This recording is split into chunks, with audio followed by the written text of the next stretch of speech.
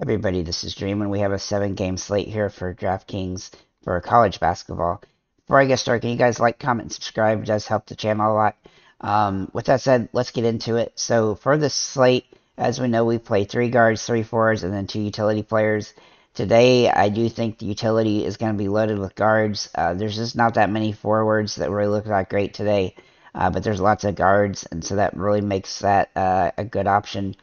With that said, these teams were somewhat more difficult to find information on than some of the last couple slates, which were pretty good, despite the fact that we didn't have much information on the on the teams, for not playing any games.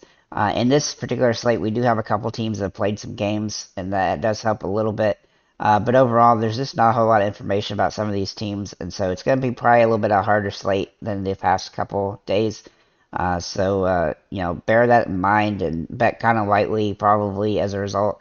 But we do have some high scoring games here, so we're going to definitely be taking a look at players at in those games. So without further ado, let's get into the forwards first. I'm going to go through the forwards because um, I'm a little bit more, there's just not as many guys there, so I think it's going to be a little bit easier to find good plays here. So we're going to start with Tyson Degenhart, who I've already got set here for Boise State.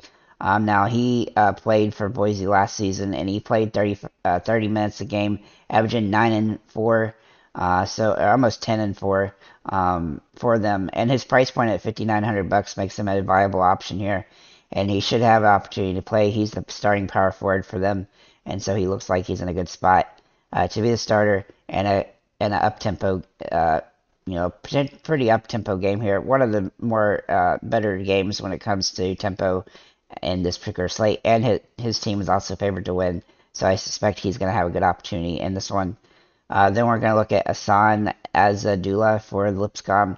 Now his team is in the game with the highest um, points for the total, though his team isn't favored to win, but he is a really good player.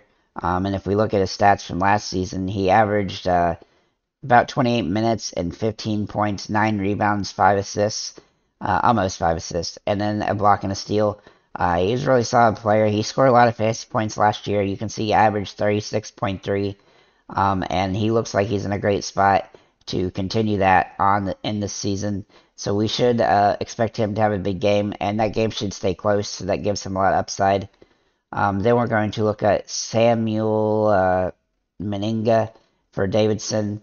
Now, I don't think he's going to end up starting. He might come off the bench, but actually he did start in the first game this season. But he plays about 25 minutes. Last season at Davidson, he played 25 minutes a game, and he averaged 8 points, 5 rebounds, and 2 assists, and then a steal, half a block. In his first game this season, he had 24 minutes, 11 points, and 11 rebounds. So his double-double potential, but he's not going to not going to play as much as some other guys on the slate. But he's still a pretty viable option because of his price point, and he is the number 1 center on the depth chart and the number 2 power forward for Davidson, as far as I can tell. So I do think he has some upside here. Just note that sometimes his minutes are kind of sporadic, and he sometimes doesn't play a ton of minutes, and so that does limit his upside some, but he's still a pretty decent play here. Then we're going to look at Casey Defo for Seton Hall. Now he's an interesting spot here because he is a transfer player from St. Peter's, and he was really good at St. Peter's. Now he doesn't really look like he's going to start for Seton Hall. Now he may end up starting, so it's hard to go. But I will say this: even in limited minutes last season, he playing about 25 minutes a game, he still did really well, averaging quite a few fantasy points. And so I find it hard pressed to think that he's not going to do really good here. Not only that, but he's played Monmouth, Monmouth a whole bunch of times. 1, 2, 3, 4, 5, 6, 9 actual games against them, and he never had anything under a 17 fantasy point game against them. So that does give me some hope for him, and I think he's in a pretty good spot here. The real risk with him is him not starting and how many minutes he's going to get here. But of course, early in the season like this, it's really hard to gauge what these rotations are going to be like. So we're kind of having to look at the quality of the player, and he's definitely a quality player. So he's somebody that I'm going to take a look at on the slate at this position. Then we're going to look at Connor Nelson for American. Now this is a lower scoring game overall, but he should be the starter here for the team. Last season, he played 26 minutes a game, averaged 7.6 points, and almost 3.5 rebounds, including a couple of assists and steals. But he got hurt late in the halfway through the season, I believe, and so that hurt his season some.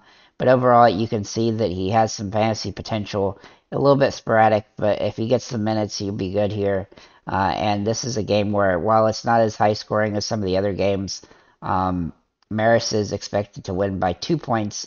So I suspect that their starting lineup is going to play on both sides, going to play a significant amount of minutes. Then we're going to look at David Skogman for Davidson. Now, Davidson is one of the highest scoring players of teams on the slate. He isn't slated to be the starter, so just keep that in mind. In the first game Davidson played this season, he played 21 minutes and had 12 points and 5 rebounds. And I expect a similar potential in this game, especially with this game going to be another kind of blowout style game for Davidson. He should be able to get a similar amount of minutes. And for Buffalo last year, he played in 30 games and averaged 25 minutes, and he averaged 8 and 6. And we could definitely be happy with that kind of output on this game. But this should be a game where he should be able to do pretty well. So that's what I have for the forwards. I know there's not a ton of them. It's just a weaker forward slate. There's a lot more guards that we do like today. So let's go ahead and get into those as well. So we're going to start with Paul Burns. Oops, let me switch this to guard. Paul Burns here. Where'd he go? Okay, for South Dakota. Now, South Dakota and Lipscomb is one of the higher scoring games on the slate, and South Dakota is projected to win this game by about 6 points. So I do like this team quite a bit. Now, Paul Burns is an interesting play here because he is a transfer. But last season, again at North Dakota, he averaged 31 minutes, scored 14.8 points, 6 rebounds, 1 assist. And then in his first game this season for South Dakota, he played 21 minutes and scored 10 points and 5 rebounds.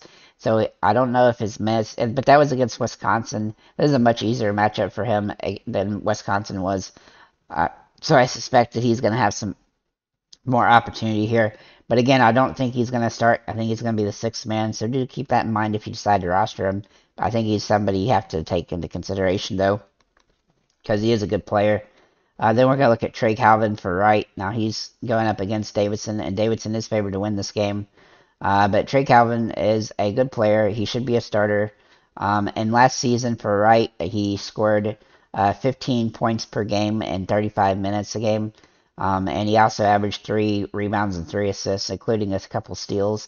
So his price point is a little bit uneven compared to a lot of the other guys on the slate. But he's still a viable option on the slate in a game that, while Davidson is expected to win, it is a pretty close game. Wright is expected to score over 70 points as a team. Then we're going to look at Mari Davis. He's a teammate now there at Wright, and so he's another guy that I think is in a good spot here.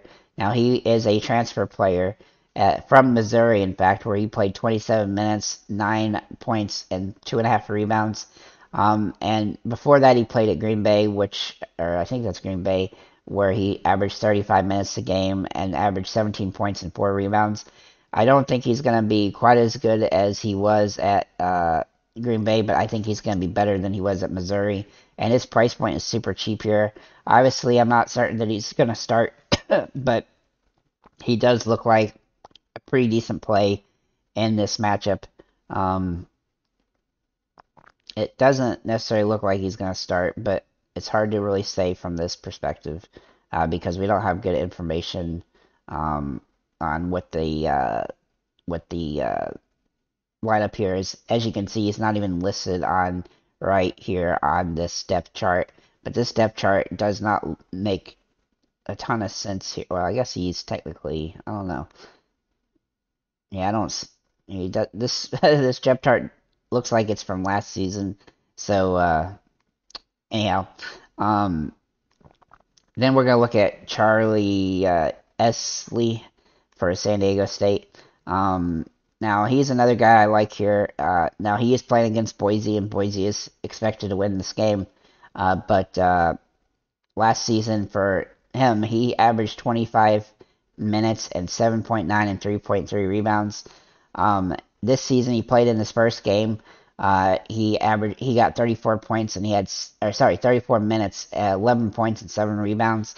His price point is actually pretty good here. That first game was against Akron and he did start, so he does look like he's in a good spot in this particular matchup.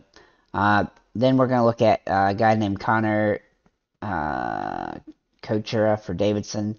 Now he is a transfer from William and Mary, and at William and Mary he averaged 30 plus minutes a game and averaged around 12 points per game and 4.5 rebounds, as well as a couple assists and steals in his 2 seasons there as a starter. And then so far in his first game for Davidson, he played 30 minutes.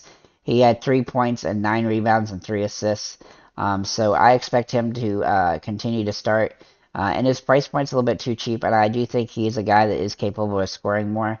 And so I think he'll get some more opportunities.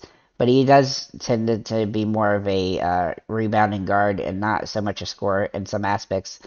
So we'll just have to see how that plays out.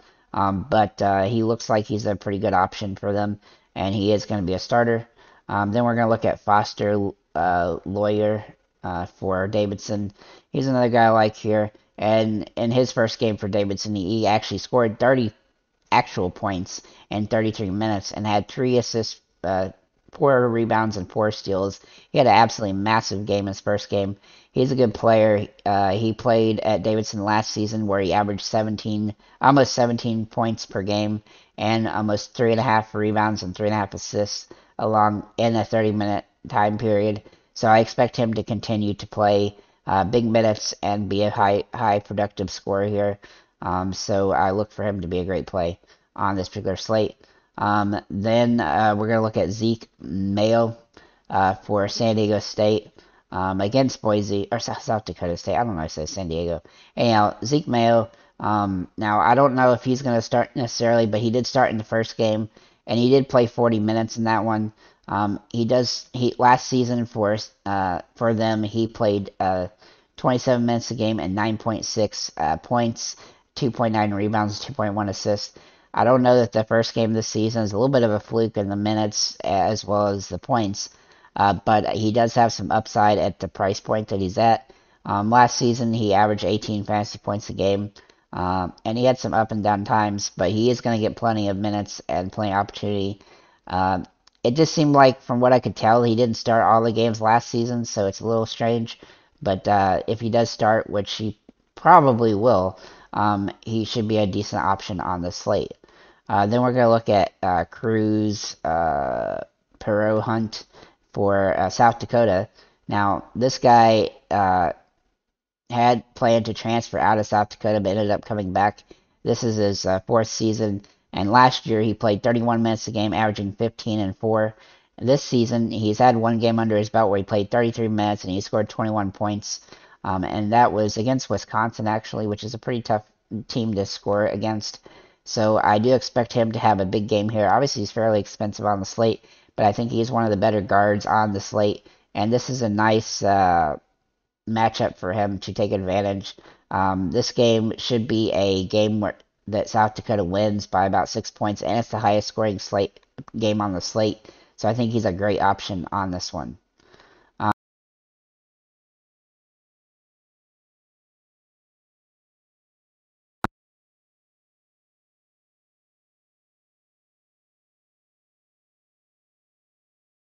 The game and averaged 9.8 and 5.3 rebounds. This is a little bit of a tougher matchup, but I still expect him to do well in this particular matchup. Then we're going to look at Marcus Shaver Jr. for Boise. Now, he decided to come back and not go to the NBA draft last season. He's the starting point guard for them. Last season, he averaged 33 minutes a game, averaged 13 points, 3 rebounds, and 3 assists almost. And I expect him to continue to do that this season. For his entire career, he's been averaging about 30 minutes a game, and he's averaged well over 10 points per game. So I look at him as a great play on this particular slate, and his price point is actually pretty decent for what he can do. And then finally, last but not least, Colin Smalls for American against Marist. Now, Colin Smalls, this is a lower scoring game, but he averaged 32 minutes a game for American last season, 10 points and 2.5 rebounds, 2.5 assists. So I think he's in a pretty good spot here. Not my favorite play. I would definitely pay down a little bit for Sharver over him. But if you need a contrarian play, he's a great spot to look for it at. With that said, guys, thank you guys for liking, commenting, and subscribing. If you have any comments or questions, feel free to leave them below. And have a nice day, guys.